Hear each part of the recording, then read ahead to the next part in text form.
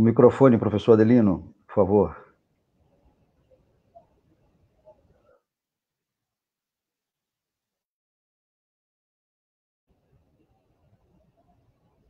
O microfone, doutor. Olá. Olá. Olá, olá. Olá. Conseguem? Estamos. Obrigado, obrigado. Como dizia, queremos antecipadamente nos desculpar pelo ligeiro atraso por conta de alguns problemas de conexão.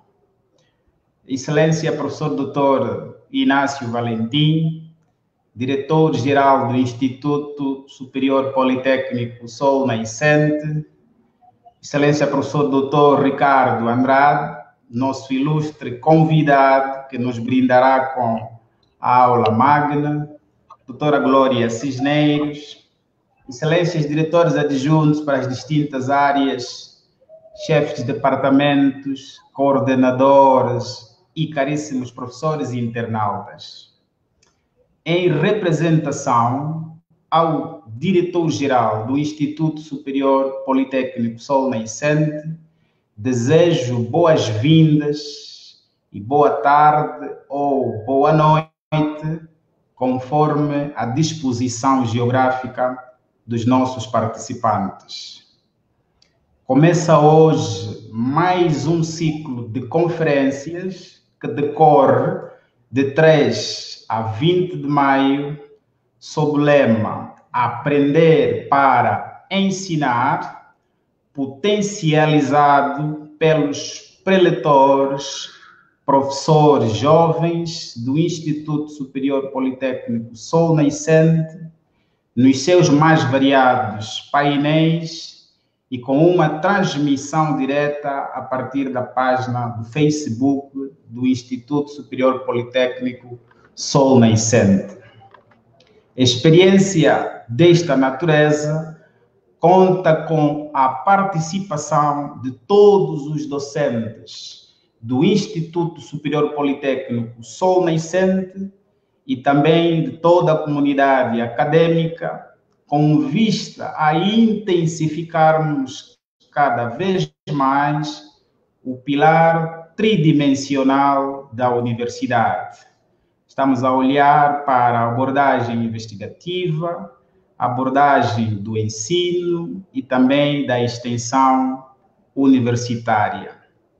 Agradecemos a presença e disponibilidade de todos os preletores e participantes e que tenha um debate bastante profícuo, voltado essencialmente para a reflexão de temas fundamentais destacados nos diversos campos de conhecimento. Com a anuência do diretor-geral, professor Dr. Inácio Valentim, declaro aberto o ciclo de conferências. Um bem-aja a todos, muito obrigado e passo a palavra à doutora Glória Cisneiros. Muito boa tarde. É um prazer acompanhar também como professora desta prestigiosa instituição este ciclo de conferências que vai realizar-se en el Instituto Superior Politécnico Sol Naciente y en conexión con otras instituciones fuera del país. Doy la bienvenida a todos los que nos acompañan también a este primer ciclo de conferencias que está sobre el tema Ensinar para Aprender. Hoy, en su primer día de conferencias, tenemos la honra de tener la presencia de su excelencia o professor doutor em Ciências, Ricardo Henrique Andrade, doutor em Filosofia da Educação da Universidade de Minho, professor de Ensino de Filosofia no Centro de Formação de Professores da Universidade Federal de Recôncavo, da Bahia, quem vai iniciar su aula en este primer ciclo con el tema una pedagogía de compromiso, inclusión y exclusión. Sabemos que el tema es un tema muy pertinente y como podríamos lembrar, como falaría Paulo Schiarelli, que él decía que la pedagogía la representaba como el área viva de un trabajo necesario para poder garantir ese proceso de ensino y aprendizaje, conociendo que la pedagogía realmente tiene ese gran objeto de estudio, la educación, el ensino y el aprendizaje. Sin más, doctor, le dejamos a todos los que nos acompañan online esta magnífica conferencia que nos va a permitir como objetivo principal levantar una nueva óptica para todos los educadores en cuanto a este proceso de ensino-aprendizaje, que vamos a valorizar mucho todos los métodos que nos permitirán exactamente motivar y elevar la curiosidad en este grande proceso, lo que es el ensino y el aprendizaje. Entonces, doctor Ricardo Enrique Andrade, ten todo el tiempo para el inicio de su conferência magistral. Muito obrigada. Boa tarde, professora Glória. É um prazer estar com a senhora outra vez. Nós nos encontramos o ano passado em mais uma atividade promovida pelo Instituto Superior Politécnico Sol Nascente, em parceria com a Universidade Federal do Recôncavo da Bahia. É uma honra vê-la de novo nesta ocasião.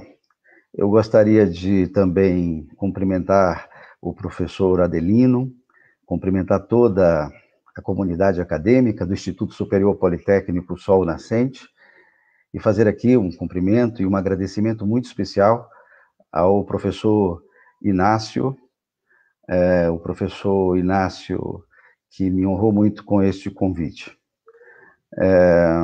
Bom, o tema, como já disse a professora, é por uma pedagogia do compromisso, inclusão e excelência na educação superior. Eu acrescentei esta palavra superior depois de ter enviado a sugestão de título ao professor Inácio Valentim, porque achei mais conveniente me dirigir a esta comunidade em específico e não falar da educação em geral. Gostaria de começar esta conferência citando a filósofa judia alemã Hannah Arendt, em seu famoso ensaio A Crise na Educação. Permitam-me a citação. Diz ela: a educação é o ponto em que decidimos se amamos o mundo o bastante para assumirmos a responsabilidade por ele e, com tal gesto, salvá-lo da ruína que seria inevitável não fosse a renovação e a vinda de novos e dos jovens. A educação é também onde decidimos se amamos as nossas crianças, e eu acrescentaria, e os jovens também, se amamos o bastante para não expulsá-las do nosso mundo e abandoná-las a seus próprios recursos, e tampouco arrancar de suas próprias mãos a oportunidade de empreender alguma coisa nova e imprevista para nós, preparando-as, em vez disso, com antecedência para a tarefa de renovar o mundo em comum. Então, é a partir dessa noção de amor mundi, do compromisso ativo com a formação das novas gerações no ensino superior, que eu falarei hoje para vocês de uma pedagogia do compromisso. Com essa expressão, que é um tanto eloquente, admito, eu pretendo chamar a atenção para a dimensão ética da ação pedagógica. A busca por uma educação inclusiva e de excelência é uma responsabilidade pública. Ela não é exclusiva dos professores, ela não deve recair apenas sobre os estudantes. Ela é uma questão de interesse social, de interesse político. Então, ainda seguindo aqui os passos da Arendt, eu devo observar que o advento da esfera social na modernidade promoveu uma espécie de inversão entre o mundo e a vida. Essa inversão ocorreu de tal forma que a única preocupação comum para os indivíduos passou a ser a vida e não o mundo. Mas quando eu falo de vida, eu estou me referindo à sua própria vida, sua sobrevivência, o seu próprio bem-estar, o bem-estar dos seus familiares e amigos. O mundo e suas complexas questões ambientais, alimentares, migratórias, bélicas, pandêmicas e de justiça figuram, às vezes, como se fossem questões virtuais e secundárias, como se fosse uma preocupação apenas para políticos, mas não para educadores e educandos. Portanto, meus caros amigos da comunidade do Instituto Superior Politécnico Sol Nascente, o desafio de uma pedagogia do compromisso, tal como eu pretendo explicitar aqui, consiste em saber como educar os jovens para um mundo no qual, aparentemente, a única preocupação que se põe é com a própria vida, com o êxito econômico e com o bem-estar privado, e não com o mundo tal como ele é vivido por todos nós. É evidente que eu não estou aqui para ditar regras de como devem, no âmbito de suas atribuições, trabalhar os professores e estudar os alunos do ensino superior desta prestigiada instituição de Angola. Mas eu quero aqui apontar apenas algumas preocupações que acredito que fazem sentido, ao menos para o meu país. Depois vocês me dirão, por certo, se essas preocupações também lhes parecem significativas. Eu quero falar a partir do ponto de vista de uma deontologia precária. Eu uso aqui o termo deontologia no sentido kantiano, como uso prático da razão com respeito à liberdade, que dispensa os não-filósofos do conhecimento de sua formulação como lei moral do imperativo categórico. As pessoas da área de filosofia compreendem isso, mas essa ideia admite que todos conheçam este compromisso universal da razão prática sob a forma de boa vontade. Boa vontade, uma boa vontade incondicional, uma boa vontade desinteressada, uma boa vontade pura. Aliás, como diria Kant, essa boa vontade é a condição indispensável do próprio fato de sermos dignos de felicidade. E eu falei em deontologia precária, e por precária, eu quero lembrar um fato que, aliás, o Kant enfatizava, o fato de que a razão, sozinha, por ela mesma, ela não é apta o bastante para guiar com segurança a vontade no que respeita a seus objetivos. Nem mesmo a razão pode prometer a satisfação de todas as nossas necessidades. Aliás, acrescentem-se a essas necessidades aquela que a própria razão multiplica.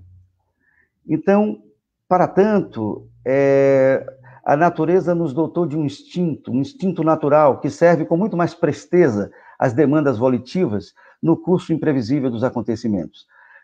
Assim, desse modo, o dever de uma pedagogia do compromisso e as circunstâncias concretas, as circunstâncias particulares que cerram fogo no mundo da vida, nos põem numa situação para cada um singular, né? Cada um vai decidir, em meio às contingências da fortuna, como agir, tendo em vista esse bem comum. Eu me dirijo, neste momento, à comunidade acadêmica do Instituto Superior Politécnico Sol Nascente, para tratar, como diz o título desta conferência, de dois valores que desafiam as instituições de ensino superior aqui no Brasil: a inclusão e a excelência. Embora esses valores constituam como premissas da vida universitária brasileira, ao menos desde a fundação da Universidade de São Paulo, em 1934, a universidade no Brasil é um acontecimento relativamente novo, data de 1920, antes disso tínhamos apenas faculdades isoladas, e tivemos a Universidade do Distrito Federal, tivemos a Universidade de São Paulo, mas eu creio que a Universidade de São Paulo é que inaugura um momento em que esses dois valores passam a fazer sentido. Mas apenas muito recentemente, inclusão e excelência adquiriram centralidade, especialmente nos últimos 25 anos. Primeiro, com a expansão das faculdades privadas, durante o governo de Fernando Henrique Cardoso. Depois, com a expansão das universidades públicas e dos institutos federais, nos governos de Lula e Dilma. Minha esperança é que, durante este crepúsculo, imagino que já devo estar anoitecendo aí um ambo, eu consiga dizer algo sobre os desafios do ensino superior do meu país, que também faça algum sentido à realidade de vocês. Bom, inclusão e excelência na educação superior não são objetivos excludentes, como poderia parecer à primeira vista. Não são termos antitéticos, mas são, sem dúvida, vetores difíceis de conciliar. E por isso exigem dos atores diretamente envolvidos, e eu penso aqui nos professores, nos estudantes, um compromisso pedagógico atuante e continuado. Eu disse que essa questão, ela se coloca de forma mais contundente entre nós após o fenômeno da expansão universitária. A expansão da matéria traz como inevitável consequência a rarefação, né? A perda de densidade. Mas as leis da natureza, elas não governam necessariamente as coisas humanas, né? Expandir a oferta de ensino superior de uma forma inclusiva e socialmente responsável não deve ter como consequência a perda de massa crítica e, com isso, o abandono da excelência. Não podemos abrir mão de uma coisa nem de outra.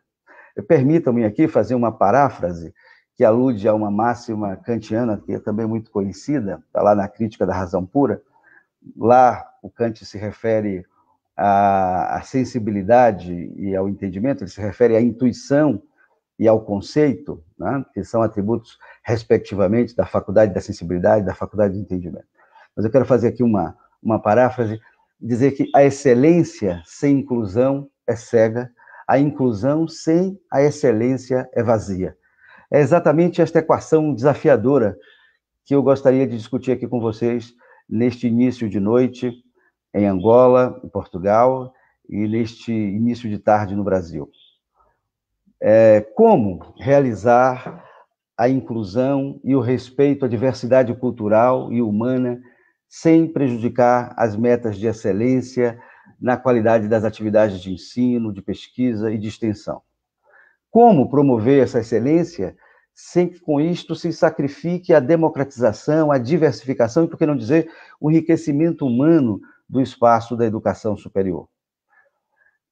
O problema, às vezes, tem sido tratado no Brasil enfatizando esta oposição, aliás, colocando esses termos em oposição. De um lado, a excelência, a qualidade excelsa, de outro lado, a inclusão de agentes, de atores que ficaram à margem desse processo. A tese que eu gostaria de defender aqui, de uma maneira sumária, porque o tempo não me permite estender muito, mas nesse limite que o tempo me autoriza, a tese que eu gostaria de defender é que, longe de serem objetivos inconciliáveis, é possível afirmar que a inclusão é uma condição necessária para a excelência. Se por excelência acadêmica entendermos atingir um patamar técnico, científico, que se subordina ao interesse humano, com responsabilidade pública, esta excelência deve ser necessariamente inclusiva.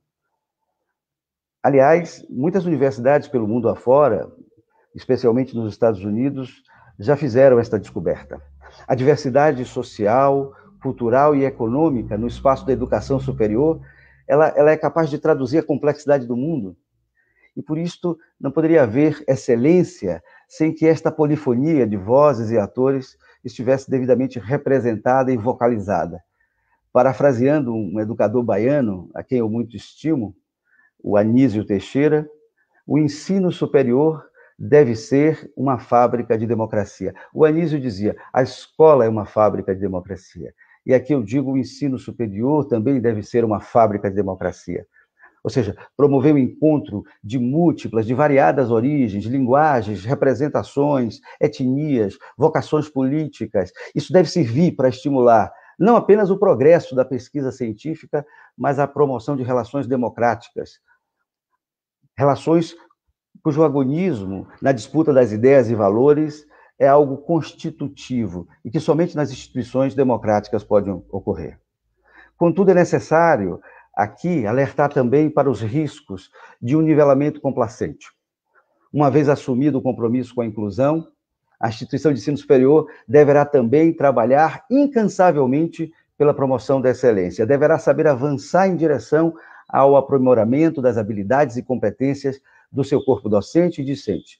Professores, estudantes deverão assumir, e eu digo isso em linguagem kantiana, como já disse acima, antes, deverão assumir um compromisso permanentemente renovado com a busca do conhecimento, com o desenvolvimento das tecnologias, com o progresso social do seu país e do mundo.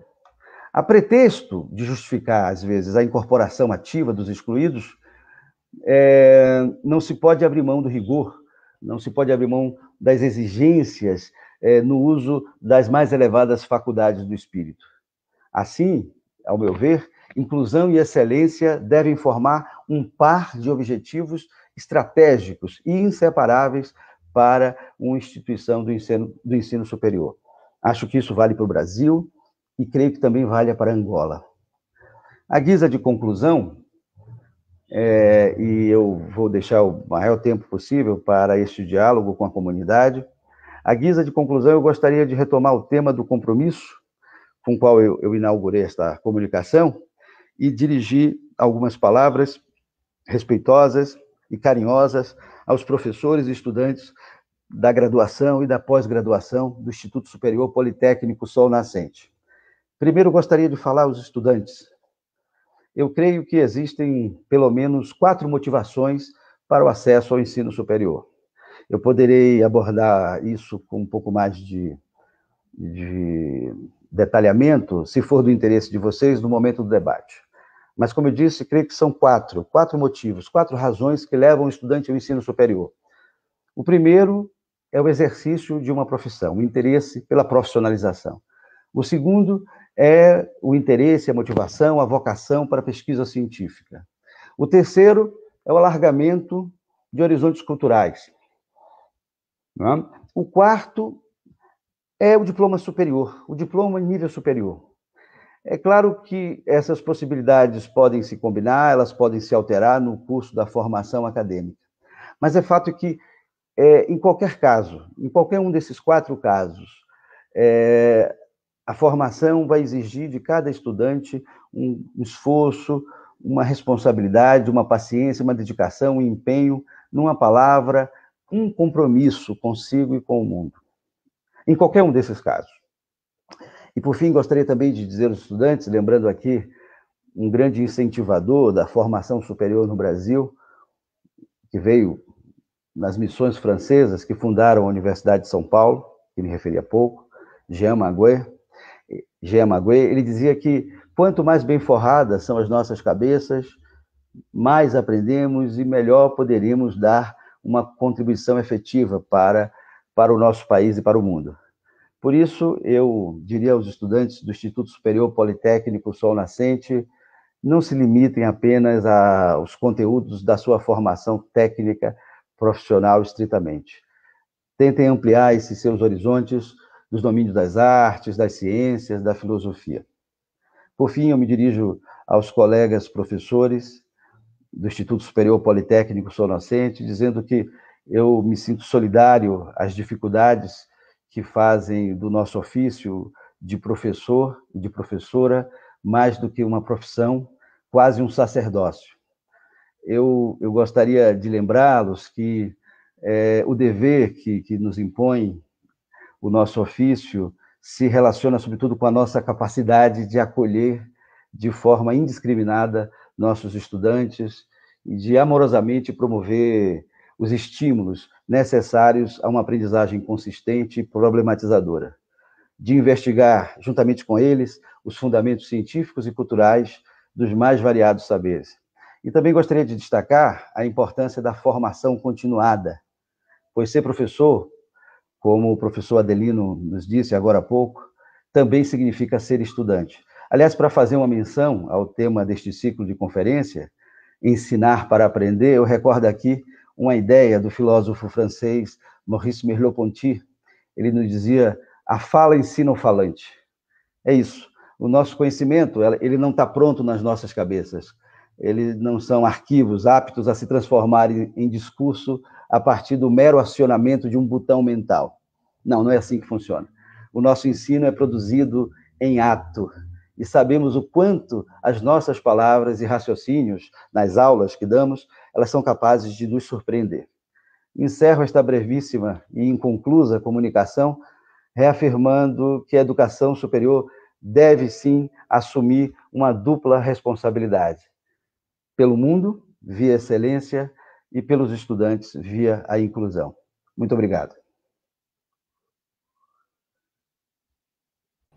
Obrigado a nós, doutor, por sua excelente conferência resumida, porque sabemos, como usted bien dice, que falar de pedagogía y más de compromiso, porque tiene su tema en la inclusión y la exclusión de la educación superior, es un tema que compromete grandemente, como usted bien falaba, no solamente a los profesores, a los estudiantes, sino también a todo lo que es la responsabilidad de los gobiernos en los diferentes niveles, para garantir realmente esa gran cualidad que es la tendencia fundamental en lo que es el proceso de pedagogía con compromiso.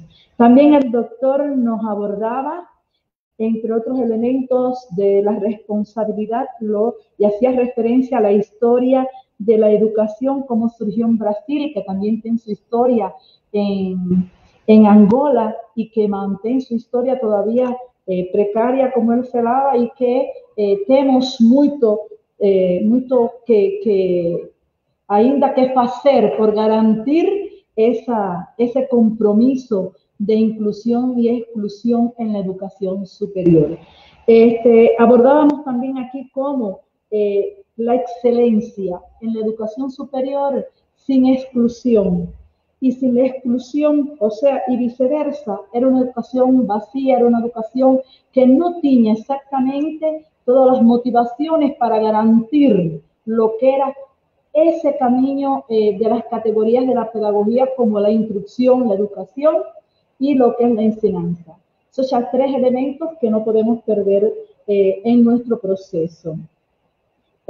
Abordaba también el doctor profesor Ricardo Enrique Andrade como elementos de la inclusión y la exclusión de excelencia en la pedagogía de compromiso, y hacía alusión a 4 motivaciones para el acceso a este ensino superior para los estudiantes. Más hecho que también es preciso pensar que existen esas motivaciones que son también dirigidas en distintas vertientes para los profesores, como es el esfuerzo, la dedicación, el compromiso, que para poder garantir ese compromiso de inclusión en educación, el profesor tiene que realizar un amplio trabajo metodológico. Si no, no va a poder lograr esa interacción y ese equilibrio. Falábamos también, el profesor abundaba sobre la importancia de vincular como estrategia fundamental que tiene la pedagogía en lo que es la educación, en el proceso de ensino-aprendizaje, lo que es la formación con cualidades, la integración de lo que es la docencia con la investigación, y si hablábamos de salud, diríamos la docencia, la asistencia y la investigación, que es una triada que no podemos perder para garantir la verdadera cualidad de este proceso formativo de pedagogía. Y también abordábamos la importancia de la educación multiprofesional, multifactorial, donde hacía mucha alusión de un hombre culto. Cuando escuché estas palabras del doctor, de hablar la importancia de no saber el que soy, como hay un proverbio que dice, que soy de aquella ciencia sabe de eso, ni de eso quizás saiba mucho, tenemos que tener un hombre bien culto, y lembraba un pensamiento de uno de los pedagogos de nuestro país, de Cuba, ¿no? Que él decía, un pueblo instruido será siempre un pueblo fuerte y libre. Un pueblo ignorante está en camino de ser una bestia. No sé traducir si es la misma palabra o no en portugués, ¿no? Y que también falaba de que un hombre instruido en la ciencia y en la conciencia está en camino de ser Dios. Y falábamos cuando el doctor decía que ensinar puede ser que tenga un bocado de conocimiento, mas educar só aquel que seja un evangelio vivo, porque en la educación você não pode dizer faço lo que eu digo e não lo que eu faço. Ou seja, que temos que ter essa relação muy presente. También en otros pensamientos falábamos y pensábamos en aquel pedagogo antiguo de nuestro país que decía, o melhor modo de defender nuestros derechos es conocerlos bien. Y así, conocerlos bien, así se tiene fe y fuerza. Toda nación será feliz mientras tenha todo su povo educado, mas será infeliz tanto não eduque a su povo em toda uma cultura integral. Então, acho que vamos a dar paso ya con este gran compromiso que nos ha dado el profesor de garantir la cualidad en el proceso de ensino-aprendizaje, utilizando todos los recursos y las barreras que podemos tener, ¿no? Las paredes que podamos tener para que puedan continuarse en la actualidad. Vamos a escuchar entonces a aquellas cuestiones que pudieran hacer algún de los que se encuentran acompañándonos en online para que el profesor pueda responder. Agradecemos, doctor, grandemente, realmente sabemos que el tiempo es agotado. Para poder dar una conferencia de pedagogía como proceso, como ciencia vinculada a cualquier área, realmente llevaría muchos días y horas para que puedan entender nuestros educadores, sobre todo su papel fundamental para garantir esa cualidad. Agradecemos en este resumen que nos ha dado y ha reafirmado realmente cuáles son las estrategias necesarias para garantir la cualidad en una educación, con exclusión e inclusión en una educación superior. Entonces, obrigado.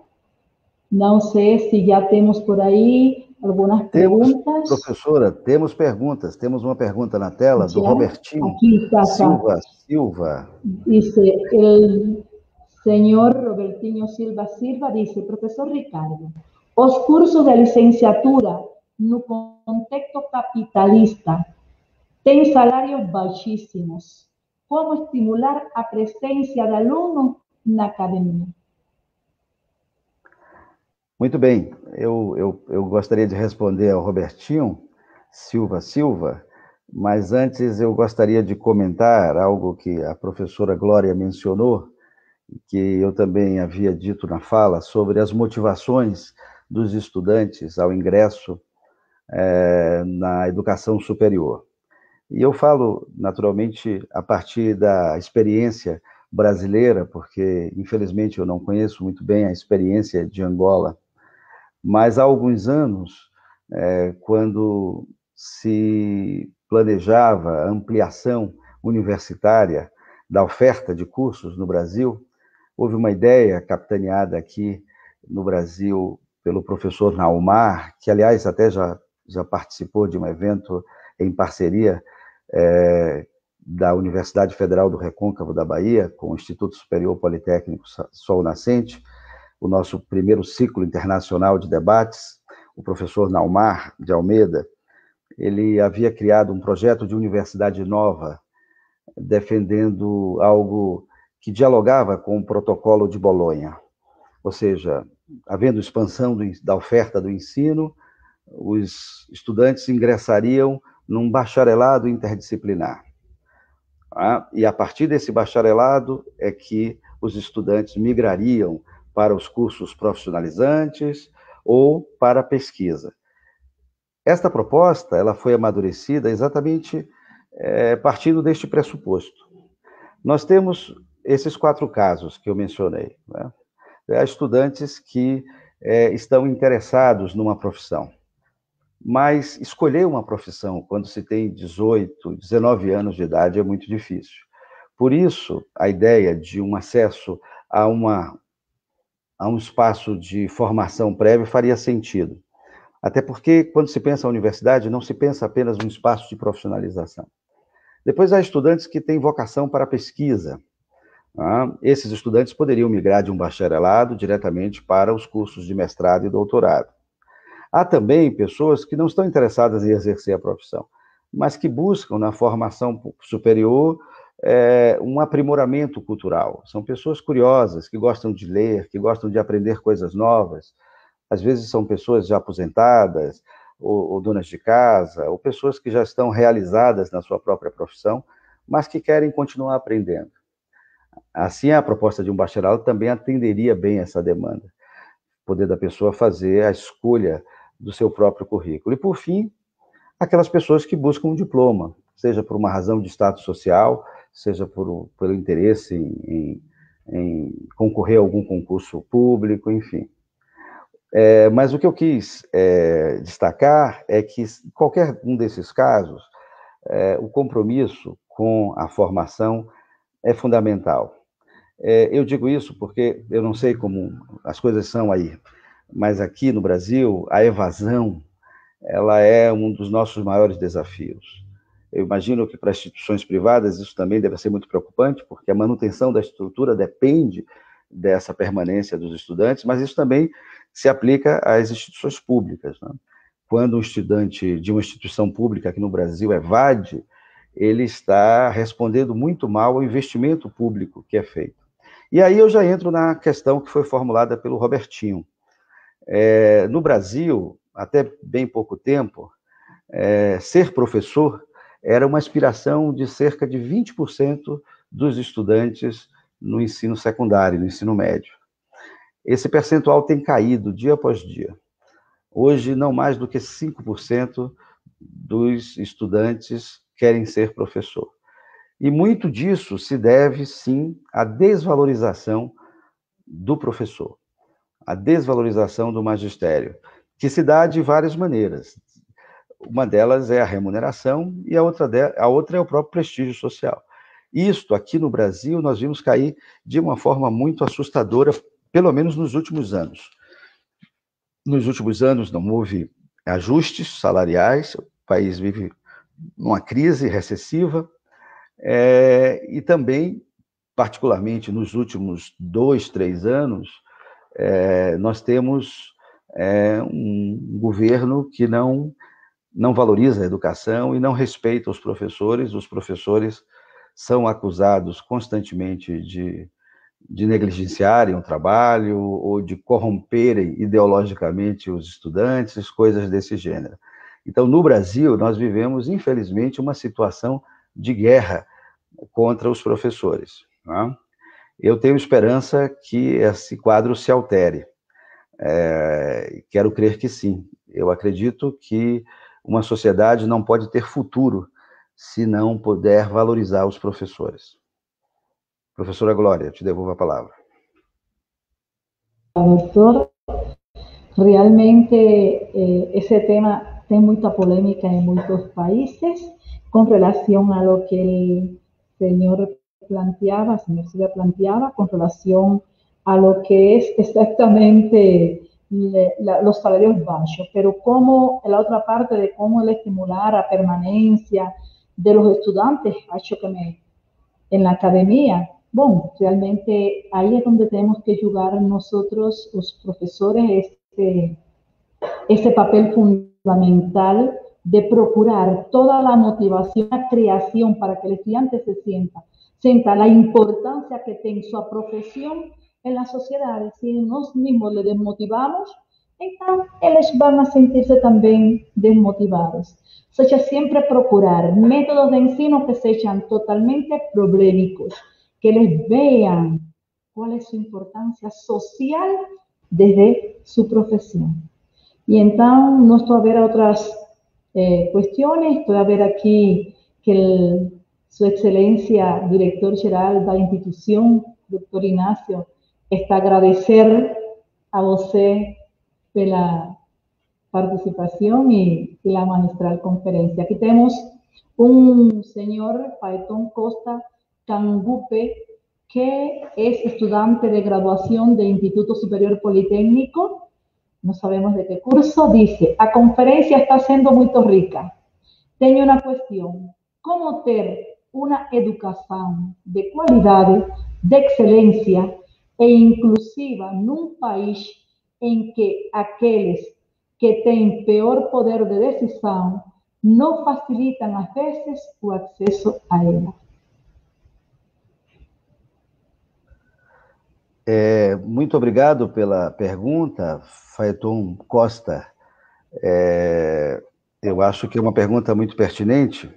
Eu havia comentado na minha preleção que este tipo de compromisso do qual eu falei não era algo que se reduzisse apenas aos professores e aos estudantes. Não é uma demanda, não seria justo demandar apenas de professores e estudantes esse compromisso. A educação é sempre um compromisso social. Quando eu falo da situação do meu próprio país, e até atribuindo ao governo uma atitude pouco responsável com ela, eu devo lembrar também que nós, como sociedade, também somos responsáveis. Porque uma educação, para que adquira valor social, ela precisa ser compreendida não apenas pelos políticos, pelas elites dirigentes, por aqueles que têm recursos, poder, mas por toda a sociedade. Sem que a sociedade demande por educação, a gente não consegue construir uma boa educação. No Brasil, durante algum tempo, a educação foi vista como uma promessa de ascensão social, uma via que permitiria aos indivíduos ultrapassarem as barreiras econômicas, sociais e galgar um lugar na sociedade, uma ocupação, um emprego, uma renda, enfim. As sucessivas crises que nós passamos nos períodos mais recentes reduziram essa esperança na educação.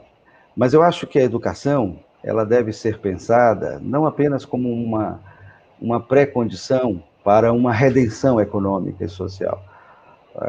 Ela deve ser pensada, não, como eu disse na minha preleção, ela não deve ser apenas pensada como um compromisso de um indivíduo para consigo, com o bem-estar dos seus familiares, o bem-estar dos seus mais próximos. A educação deve ser pensada para além desse sentido individual, que evidentemente interessa, e para além dessa repercussão na vida de cada um, que também é importante, ela deve ser pensada como um compromisso com o mundo. Essa é uma tarefa que se coloca para a humanidade há mais de 2000 anos. Esse compromisso com a leitura, com os estudos, com a ciência. Eu creio, Faeton, que nós professores não podemos desistir disso. Podemos desistir de sermos professores, mas se formos professores, se somos professores, não podemos desistir da educação, não podemos desistir desse compromisso. Foi por isso que eu falei que, em solidariedade aos professores do Instituto Superior Politécnico Sol Nascente, ao esforço que eu sei, pelos relatos e das conversas que eu tenho com meu amigo, o professor Inácio Valentim, eu sei o quanto vocês são dedicados, comprometidos. Por isso que eu disse que há algo na nossa profissão, há algo no nosso ofício, que parece um sacerdócio, parece um compromisso transcendental, algo que não se explica apenas pelos salários que nós recebemos. Mas é isso, em síntese, eu diria ao Faeton Costa que este compromisso deve ser o compromisso de toda a sociedade, é tarefa de todos os dias. É tarefa de todos os dias, mas especialmente uma tarefa para nós que alcançamos o acesso ao ensino superior. Seja na formação de professores, eu sei que o Instituto forma também professores, mas não apenas professores, forma também advogados, forma cientistas políticos, forma outros agentes sociais que devem ser também agentes de uma mudança de mentalidade que coloque a educação no centro dos interesses da sociedade. Eu ficaria por aqui por enquanto, professora Glória. Sim, obrigada, doutor. acho que o senhor Falcón deve ficar satisfeito com essa resposta realmente, donde temos que lembrar um provérbio chino que diz: a única coisa que nos dona do conhecimento. Né? E com ele tem a satisfação para o resto. Temos outra pergunta, doutor, que está chovendo agora muito bem forte. Não sei se está escutando a chuva forte que está a cair, mas temos uma pergunta do senhor Paulo Catá. Dice: se eu não aprender, como iria a ensinar? É uma pergunta muito interessante, Paulo Catar. É uma pergunta muito interessante. Eu queria fazer uma sugestão para o Paulo Catar. Há um livro de um filósofo francês, que está traduzido em português, que é o Jacques Rancière. Ele escreveu um livro chamado O Mestre Ignorante. É uma proposta radical de liberdade e emancipação intelectual. Aqui, ele recupera uma experiência ocorrida na Holanda de um educador francês chamado Joseph Jocotot, não? E ele ensina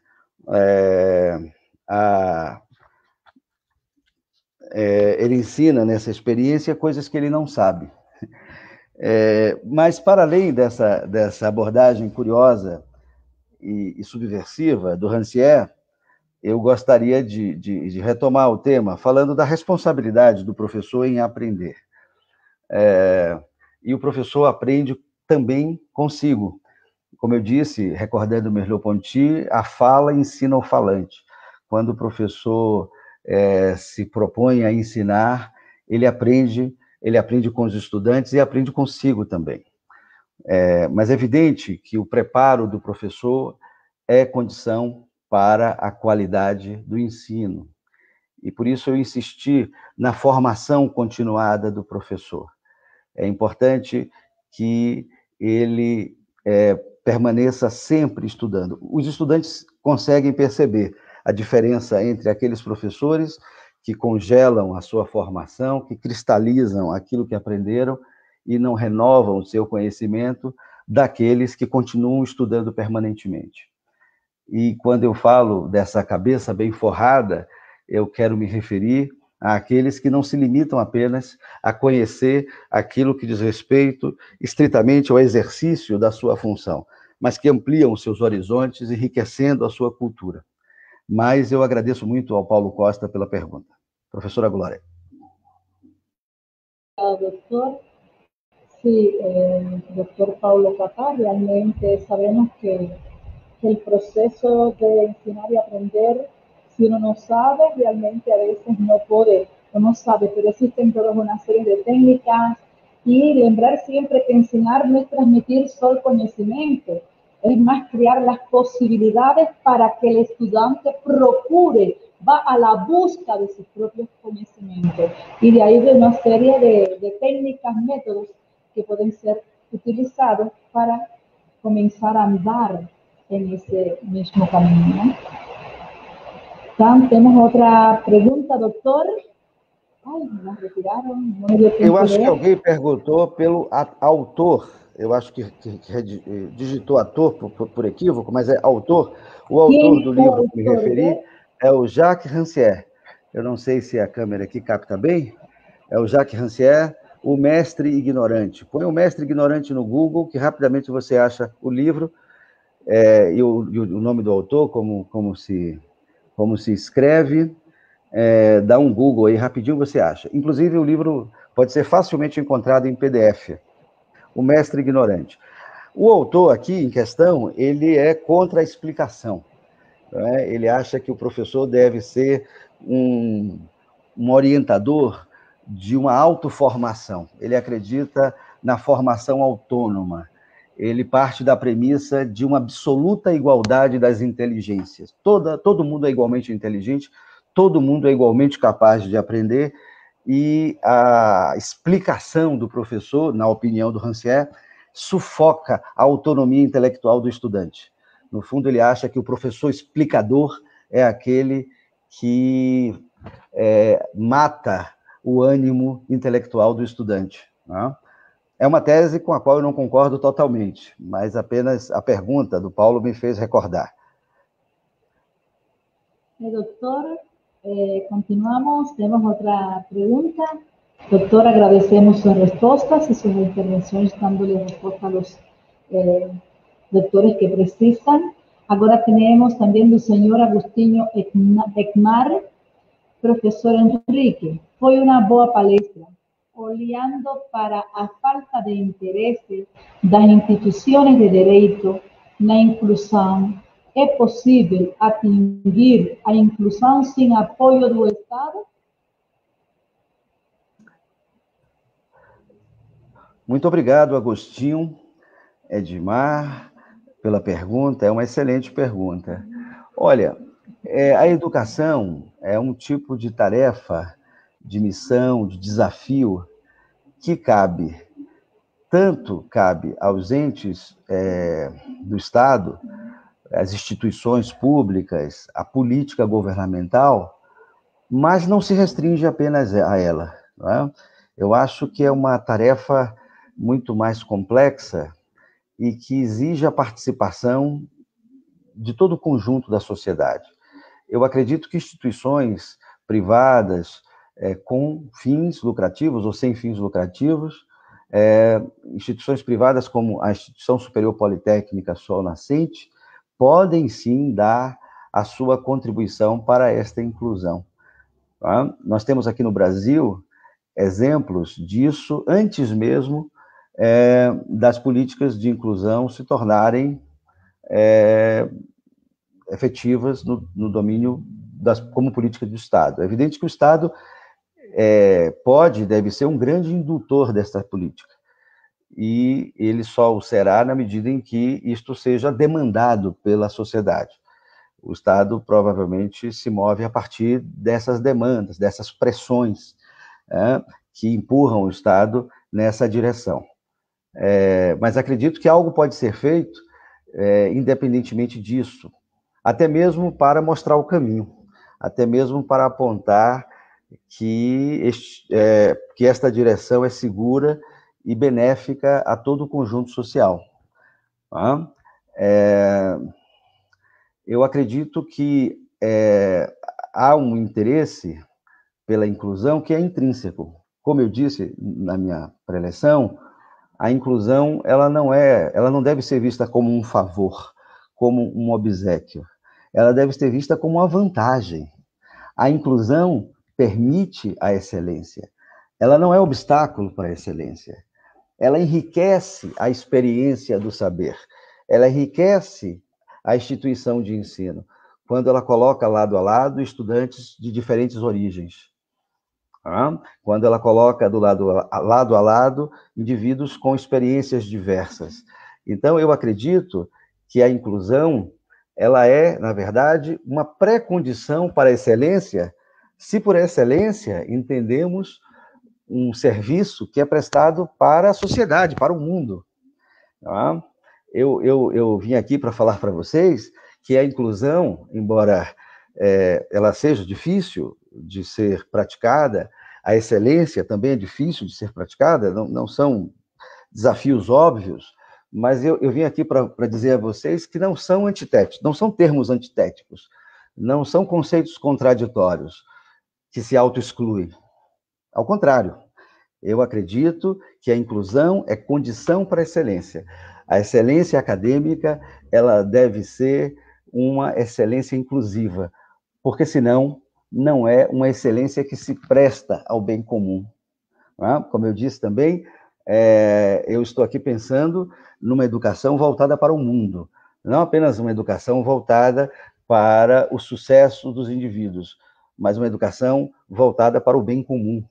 Daí eu ter tentado recuperar essas noções da deontologia kantiana, de um dever que nos impõe a razão. A razão nos impõe as metas supremas. Né? É claro que a realidade, ela obsta os planos da razão. E é claro que, para isso, a natureza também nos dotou de alguma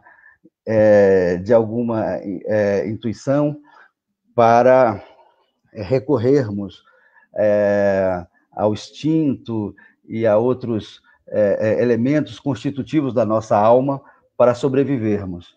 Entretanto, a razão é que aponta para os fins supremos da nossa humanidade. É isso, professora Glória.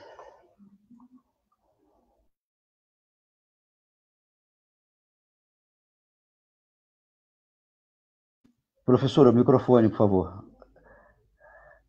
Professora Glória, o microfone está desligado, professora.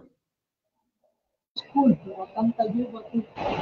Eu dizia que agradecemos a intervenção e que o senhor Agostinho deve estar bem satisfeito com essa resposta, já incentivado a que realmente ele, como professor, pode realmente garantir qualidade de excelência na educação sem ter, aunque no exista la intervención del gobierno. ¿Por qué? Porque debe conocer como ese conjunto de acciones y medidas exactamente que priorizan la igualdad de derechos de los estudiantes, que tienen que conocer realmente sus propios estudiantes y todos los recursos que cuentan para garantir esa excelencia. Doctor, hasta ahora no tenemos otras preguntas. No sé si la gente, si todos los que estaban comunicados, todos los que nos acompañaban, realmente para acá está llover mucho, y está un bocado de barulho.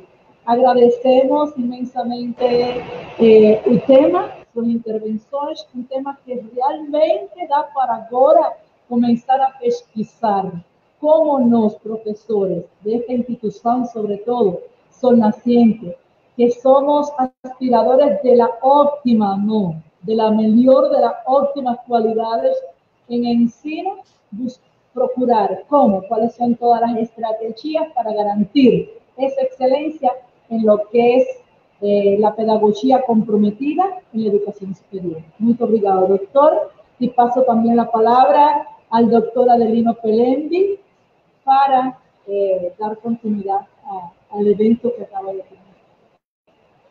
Muito obrigado, doutora Glória. Muito obrigado, doutora Ricardo Andrade. Com a pedagogia do compromisso, inclusão e excelência na educação, comunicação de hoje, referente à aula inaugural do ciclo de conferência proferida pelo professor doutor Ricardo Andrade, continuamos a realçar o compromisso do Instituto Superior Politécnico Sol Nascente voltado à excelência acadêmica.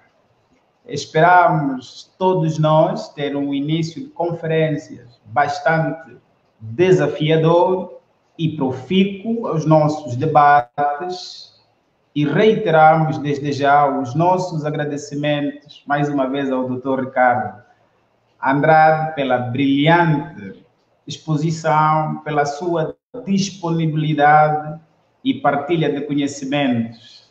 Também os nossos agradecimentos à nossa comunidade acadêmica, aos nossos internautas, aproveitando o ensejo em relembrar, não é? A todos os participantes que estaremos ligados novamente amanhã, a partir das 14 horas de Angola, e de Brasil, e 17 horas de Angola. O nosso muito obrigado a todos, um bem-aja. Professor Adelino, me permita fazer um breve reparo. A nossa diferença de fuso é de 4 horas, então no Brasil são 13 horas, quando são 17 aí em Obrigado, doutor. Me permita aproveitar este ensejo para agradecer muito a recepção gentil, generosa e inteligente da professora Glória, também de todo o Instituto Superior Politécnico de Sol Nascente, representado pelo professor Adelino. Deixar aqui um abraço muito especial ao doutor Inácio Valentim, parceiro da Universidade Federal do Recôncavo da Bahia, e deixar também o meu abraço e os meus votos de sucesso a toda a comunidade do Instituto Superior Politécnico Sol Nascente. Espero um dia depois da pandemia, poder visitar e conhecê-los pessoalmente. Muito obrigado, doutor Ricardo. Assim desejamos o mesmo. Ok. Deste modo, terminamos a nossa sessão. Obrigado.